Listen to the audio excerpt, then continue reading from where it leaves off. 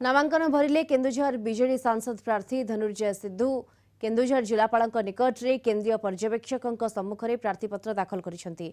स्थानीय कालीपड़िया ठारू निज समर्थकों सहित एक विराट शोभायात्रा आसी प्रार्थीपत्र दाखल करिसेंति। जिला बीजेडी सभापति कुशापाटଙ୍କ नेतृत्व में हजार हजार बीजेडी कर्मी शोभायात्रा सामिल होते। केन्दुझर जिले में पंचम पर्याय अर्थात मे 25 तारिख में भोट ग्रहण होगा बेले आज प्रकाश पाई विज्ञप्ति। तेज आज मे 6 तारिख पर्यंत नामांकन पत्र दाखल समय रही।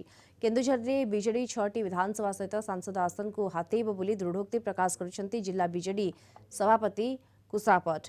तेबे सिद्धू शोभायात्रा सामिल होते जिलार घसीपुरा पाटणा केन्दुझर तेलकोई और करंजियार विधायक प्रार्थी माने प्रार्थीपत्र दाखल पर जिलार विकास में काम करिवे बोली सिद्धू कहते।